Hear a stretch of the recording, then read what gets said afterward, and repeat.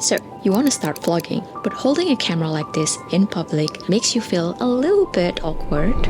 Yep, I totally get you, because that was exactly me a couple of years ago. And if you're new here, hi, my name is Laura. I've been a full-time solo YouTube creator since 2020, and vlogging is my absolute favorite part of content creation. I even have a second channel just for vlog. So today, we're doing a deep dive into two cameras I've personally used to low-key record myself in public without drawing too much attention. We've got Insta360 GO 3S on my left and DJI Osmo Pocket 3 on my right. Both have become super popular among vloggers over the past year. This video won't dive deep into the tech specs because honestly, I'm not a tech reviewer, but I will focus more on real-life practicality, how good the quality of these two cameras, how portable and durable they are, and my personal tips if you're thinking of getting either one. By the way, this video is sponsored by Insta360. They sent me the GO 3S for review, but I actually bought the camera myself last year and have been using it ever since. I also purchased the DJI Osmo Pocket 3 in 2023, so I think I've had a fair amount of time with both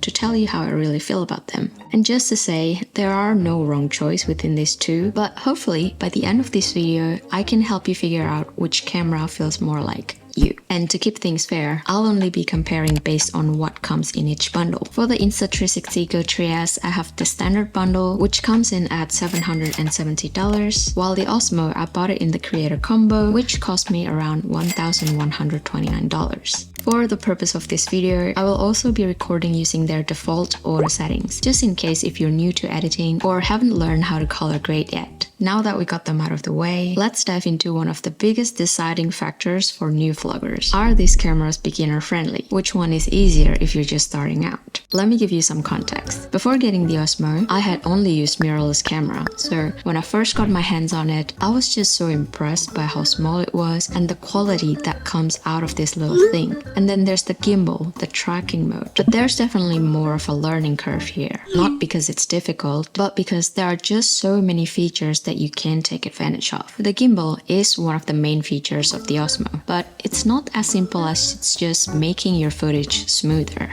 There are 4 gimbal modes here, and you'll need to learn which one suits you best. Personally, I use the FPV upside down T because it feels the most natural for how I shoot. So if you've never used a gimbal before, there's definitely a learning involved. Also, if you're filming yourself while moving, you'll need to make sure you track your face to keep it in frame. Because sometimes I would put my hand out and start recording myself doing something and not paying attention to the screen. And then when I look back at the screen, my framing was so off. So yeah, it's not a bad thing. It just takes time to get used to. Now, while we're at it, let me give you a stabilization comparison between the GO 3S and the Osmo while you're running. It took me a while to realize that the follow tracking feature is not for me. When I first got the camera, I don't know why, I somehow thought that I really needed to use the tracking mode. So I tried to use it at all times, and that itself costed me a lot of footage down the trash. In reality, I actually prefer static frame shots. It also took me months to realize that I should be using the continuous focus mode instead of single. I don't remember what the default was, but let's just say use single focus mode only if you really know what you're doing. All this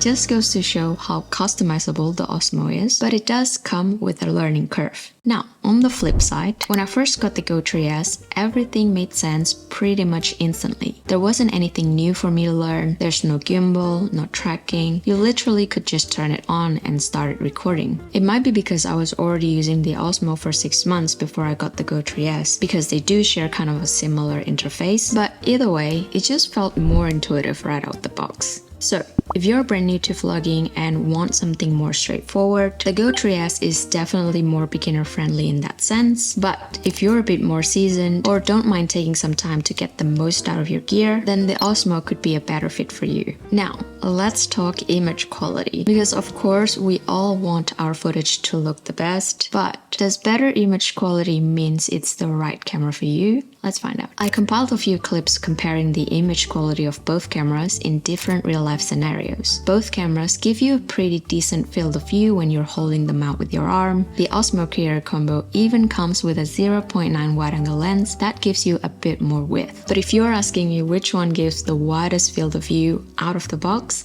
hands down, it's the Go 3S. Even with the Osmo's wide-angle lens, the Go 3S still wins here. So if you're filming establishing shots or capturing the environment, the Go 3S covers the edge without you needing to step further away. That said, if you're into product shots or filming close-up objects, the Osmo is a clear winner. It has the ability to give you that natural bokeh straight out of the camera. It's that blurry background effect which the Go 3S can't replicate. So in that sense, it depends on what kind of content you're making. Now, if we're talking pure image quality, with the 1-inch sensor, we have to give it to the Osmo. It has a better dynamic range, consistently produces smooth, cinematic, professional-looking footage, both in daytime and nighttime conditions. And if you know how to use the Pro mode, also color grade, the result that comes out of this little thing can rival the Pros for sure. But that doesn't mean the Go 3S has bad image quality. No.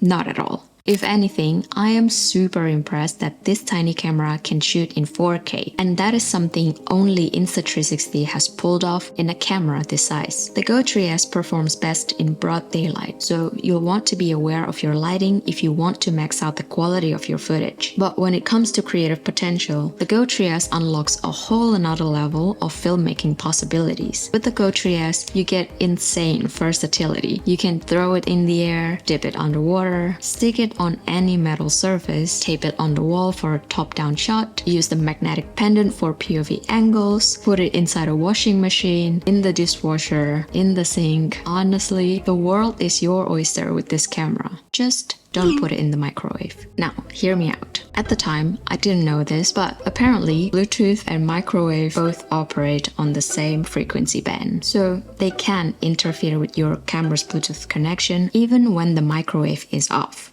It was off. Okay, so not knowing that, I put the Go 3S on the back of the wall of my microwave for a creative shot. And after a couple of times doing that, the camera wouldn't connect to the pot anymore. I had to replace it for a new one. It's a whole process. So learn from me and keep all of your Bluetooth devices far, far away from your microwave. Now, let's talk practicality. Portability and durability might seem secondary, but believe me, your vlogging experience depends on them. Here's what you need to know. In terms of size, both cameras are small and compact, especially compared to a mirrorless camera. But when you look at them side by side, the Go 3S clearly wins. And if you want the ultimate level of discreet, the Go 3S takes it even further, as you can always pop the camera out of the pot and it's literally the size of your pinky. No other camera in the world beats this form factor, period. Both cameras fit into most of my bags, no problem. But you know, us girlies love our tiny handbags, and that's where the real test comes in. If we're taking it to the extreme, the smallest purse I have is this one, and I can still fit the Go 3S no problem here. I can even fit my iPhone 13 Pro in there too. But with the Osmo, since you must carry it with a protective case, it adds to the bulk. And unfortunately, you have to pick either the Osmo or your phone, not both. But again, that's just for the extreme case, because I believe a lot of us girlies kinda like bringing big bags too. So yeah, in most of the case, it's probably no problem. They're so tiny. Now, I am a clumsy girl through and through, so the simpler and sturdier the setup, the better. That is why the more I use these two cameras, the more I gravitate towards the Go 3S than the Osmo. I never needed a case for Go 3S when I carry it around, and I don't worry about breaking it at all. I've dropped both the standalone camera and the pod a few times, and it still works perfectly. And because it's technically an action camera, it's waterproof, shockproof, it's just stress-free for me. With the Osmo, on the other hand, not only I've got to be extra gentle with how I store it, but I have to protect it from moisture, heat, and impact too. So yeah, for durability and portability, the Go 3S takes the win. But between these two, how fast they are to actually start filming. Okay, technically, Osmo powers up way faster. But in real life use, you need to take it out of the bag and out of the case first. And if you're using the wide-angle lens, you need to be extra careful pulling it out to avoid knocking the lens off, which happens to me way too many times. But once you mastered it, you can shoot very quickly. While with the Go 3S, the boot up takes a little longer, and depending how you store it, I usually have to wipe the lens first. So I came up with a hack. As I pull the camera out of the bag, I grab it and press record at the same time, and while the camera loads, I quickly wipe the lens. Once I'm finished, I'm usually good to go. So in this case, I would say they're both about the same. In the sense of being practical, both are already on the convenient side of things. But here how I decide which to use. I would gravitate towards Osmo when I know exactly what I wanted to shoot. Something easy, predictable, and not awkward to do. For example, if I'm about to go out to public places where it's generally okay for me to whip out my camera and shoot and I know exactly what I'm going to record. Or if I'm going out with my friends and everyone is aware that I'm recording. Or if I want to shoot at night and I know there won't be too much lighting in the area. Whereas I would pick the Go 3S for literally everything else. Say if I want to shoot in a more of a closeted public space and it might be awkward to be seen recording, which is kind of all the time. Or for spontaneous vlog like running errands at the grocery shop, working out at the gym, going to a small cafe, or doing my hot girl walks. It's just easier to pick the Go 3S because of the size and the subtlety, and because it's magnetic, it honestly makes everything easier.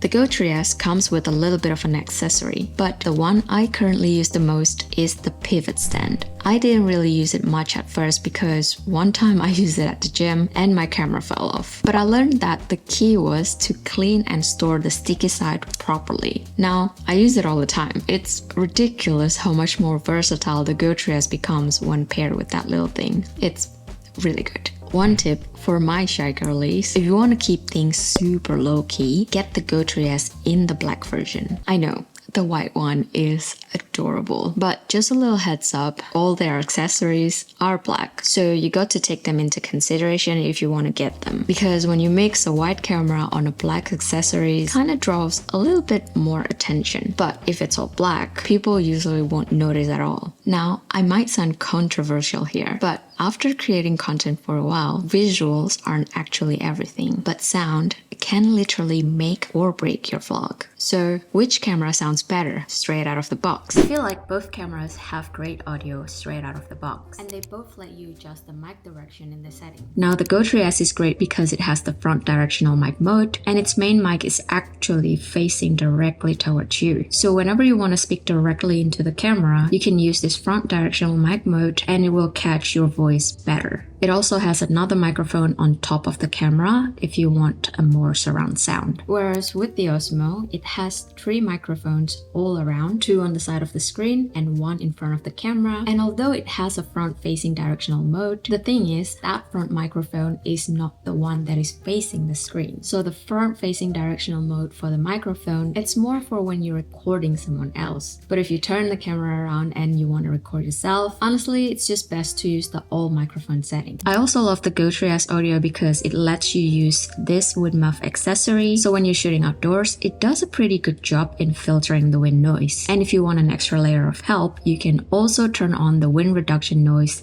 in the settings too. And because the Go 3S has the widest field of view, you can always bring the camera closer to your face and then it will catch the audio better. Unfortunately, you can't put a wind muff directly onto your Osmo, but if you get the creator combo, it does come with an external mic, which will make the audio sound a lot better. Especially if you're outdoors and you like to move around like this, or if you're talking to your friends. The only downside here is you do need to carry one extra thing. So I guess in this category, it depends on what you prefer. If you prefer a smaller and a simpler setup, then you can go with the Go 3S. But if you don't mind bringing an extra accessory with you, then you can go with the Osmo. So, which audio setup do you like better? The Go 3S comes with a camera and a pod, both with their own batteries. Here's what I've tested. The camera alone can shoot 4K footage for 25 minutes non-stop. And if you're recording while it's in the pod, I've gotten 90 minutes of 4K footage before it overheats. By the end, the standalone camera was still at 100% and the pod was at 14% battery. Now, what you need to know, the pod itself works as a screen for the Go 3S and also to charge the standalone camera. So when the pod runs out of battery, you can still use the standalone camera, you just can't have a screen. Now, the Osmo Pocket 3 can shoot in 4K for about 1 hour on its own before it runs out of battery. But if the weather is warm, it can overheat around the 25 minutes mark, which left it at 63% of battery. The Creator Combo includes a battery handle, and that can give you another 1 hour of recording time, which is really helpful for long shooting sessions or travel days. But for a casual day in the life vlog like what I do, I honestly honestly hardly ever runs out of battery with either camera. Now, let's talk about the storage. The Osmo Pocket 3 comes with no internal storage, but I kinda like that because you can choose your own card. I went with a 512GB microSD, which lasts me over 9 hours of footage. A bit overkill for daily vlogging, but awesome for traveling. Whereas the Go 3S has built-in memory. You can choose either the 64GB or the 128GB. I highly recommend the latter because it gives you about 3 hours of 4K footage, and to me, that is more than enough for daily vlogging content. But if you're shooting all day while traveling, you may need to offload your footage at some point. Now, I have one honorable mention about one feature that is specific to the Go 3S. It's how I can connect both the camera and the pod individually to find my iPhone app. So if you ever misplaced either one, you can track them like you would your AirPods. I feel like this is something that every other camera brand in the world should notice and follow, because that's just completely changed the game. Okay, we're almost at the end, but before we wrap up, I just want to quickly touch on a few points about what both cameras have in common and which one I personally prefer. Both cameras have a companion app that lets you connect to the camera remotely, edit your footage inside the app, and transfer clips straight to your phone. Both of these apps are actually pretty intuitive and has similar features, but here's where I give Insta360 a brownie point. Their app is also available on Mac desktop. Since I edit most of my videos on Final Cut Pro on my Mac, this makes transferring and organizing the footage so much easier. Another thing, both cameras can shoot vertically if you're into short form content like Reels, TikTok, or YouTube Shorts. With the Go 3S, it's literally just as easy as turning the camera vertically and it will automatically shoot in 4K. With the Osmo though, you can switch into vertical shooting mode in the menu, but it drops the resolutions into 3K instead of 4. Personally, it doesn't really matter to me because I don't normally shoot vertically. I usually just shoot everything horizontally. And if I want to make a short form content out of it, I just rubbed it in. And one last important tip. No matter which one you're getting, please get the extended warranty. Because speaking from experience, the extended warranty has saved me multiple times. It's just one of those things you don't think you'll need until you really need it. So trust me, it is just less stressful when you have it. So, have you made up your mind yet? Let me know in the comments which camera feels more like you and why. Knowing all of this now, I still don't think that I would change a thing. I would still get both. Because to me, they're so different and they each serve their own purpose in my life. And if I can share one thing, when I first started vlogging, I'm not gonna lie, I used to think that image quality was everything. So whenever there's an upgrade, I kept buying more and more cameras thinking that they're gonna make me a better creator. But the more I vlogged, the more I realized what actually made me better was to learn how to tell better stories. I still care about image quality though, but it just won't beat the storytelling now. As long as it captures the essence of the purpose that I wanted to share, that's all that matters to me. Because at the end of the day, it's better to capture the moment than to miss it because your camera takes too long to set up or because you're too nervous to use it. All I wanted to say is that know what matters more to you when it comes to your own filmmaking and stick by it. I'm gonna summarize the point on the side of my face here and just let me know which one you'll pick. And by the way, after using the Osmo and the Go 3S, I've built up quite a collection of accessories for both, and some of these are actually the real game changer. So also comment down below if you want me to go over all of the accessories for both. And since this video is sponsored by Insta360, if you want to get yourself one, I'm gonna put a link down in the description so you can just click through it. I think I'll get an affiliate or not, I'm not sure. But yeah, that's all about it for today's video. Thank you so much for watching and I'll see you guys on my next one.